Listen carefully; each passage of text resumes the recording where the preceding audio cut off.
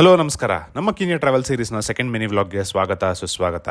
ಬೆಳಿಗ್ಗೆ ಬೇಗ ಎದ್ದು ರೆಡಿಯಾಗಿ 7 ಗಂಟೆಗೆ ನಮ್ಮ ಸಫಾರಿ ಸ್ಟಾರ್ಟ್ ಮಾಡಿದ್ವಿ. ಲಾಡ್ಜಿಂದ ಸ್ವಲ್ಪ ದೂರ ಹೋಗ್ತಿದ್ದಂಗೆ ನಾವು ಜೀಬ್ರಾಗಳನ್ನ ನೋಡಿದ್ವಿ. ಅದಾದಮೇಲೆ ಪಾರ್ಕ್ ಎಂಟರ್ ಆಗ್ತಿದ್ದಂಗೆ ಏನಿಲ್ಲ ಅಂದರೂ 106 ಆನೆಗಳನ್ನ ನೋಡಿದ್ವಿ. ವೆದರ್ ಚೆನ್ನಾಗಿದ್ದರಿಂದ ನಮಗೆ ಮೌಂಟ್ ಕಿಲಿಮಂಜಾರೋ ಕಾಣಿಸ್ತಾ ಇತ್ತು. ಮತ್ತೆ ಇನ್ನೊಂದಿಷ್ಟು ಪ್ರಾಣಿಗಳನ್ನ ನೋಡ್ತಿದ್ದಂಗೆ ನಮ್ಮ ಗೈಡ್ಗೆ ಕಾಲ್ ಬಂತು, ಎಲ್ಲೋ ಲಯನ್ ಸೈಟಿಂಗ್ ಆಗಿದೆ ಅಂತ. ಅವರು ಫಾಸ್ಟಾಗಿ ಗಾಡಿ ಓಡಿಸಿ ಸಿಂಹ ಇರೋ ಜಾಗ ಕರ್ಕೊಂಡೋದ್ರು. ತುಂಬ ದೂರದಲ್ಲಿ ಒಂದೇ ಒಂದು ಒಂಟಿ ಸಿಂಹ ಕೂತಿತ್ತು. ಅದು ಎದ್ದು ನಮ್ಮ ಕಡೆ ಬರುತ್ತೇನೋ ಅಂತ ತುಂಬ ಹೊತ್ತು ಕಾದ್ವಿ, ಬಟ್ ಬರಲೇ ಇಲ್ಲ. ಅಷ್ಟರಲ್ಲಿ ನಮ್ಮ ಊಟ ಟೈಮ್ ಆಯಿತು.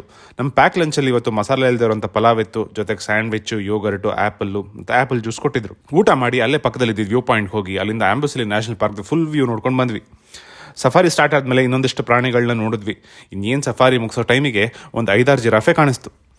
ಅದನ್ನು ನೋಡಿಕೊಂಡು ಲಾಡ್ಜ್ಗೆ ಫಸ್ಟ್ ಹೋಗಿ ನಮ್ಮ ಕ್ಯಾಮ್ರಾನ ಕ್ಲೀನ್ ಮಾಡಿ ಮೌಂಟ್ ಕಿಲಿಮಂಜಾರೋ ವ್ಯೂ ಪಾಯಿಂಟ್ಗೆ ಹೋಗಿ ಸನ್ಸೆಟ್ ನೋಡಿಕೊಂಡು ಅಲ್ಲೇ ಕೂತಿದ್ವಿ. ನಾಳೆ ಇಲ್ಲಿಂದ ಬೇರೆ ಜಾಗಕ್ಕೆ ಹೋಗಬೇಕು, ಸೊ ಮತ್ತೆ ಈ ಥರ ವ್ಯೂ ಸಿಗಲ್ಲ ಅಂತ ಸ್ವಲ್ಪ ಜಾಸ್ತಿ ಹೊತ್ತೇ ಇದ್ವಿ. ಇಲ್ಲಿಗೆ ನಮ್ಮ ಸೆಕೆಂಡ್ ಡೇ ವ್ಲಾಗ್ ಮುಗೀತು. ನಾಳೆ ಸಿಗೋಣ ಹೊಸ ಮಿನಿ ವ್ಲಾಗ್ ಜೊತೆಗೆ. ಬಾಯ್.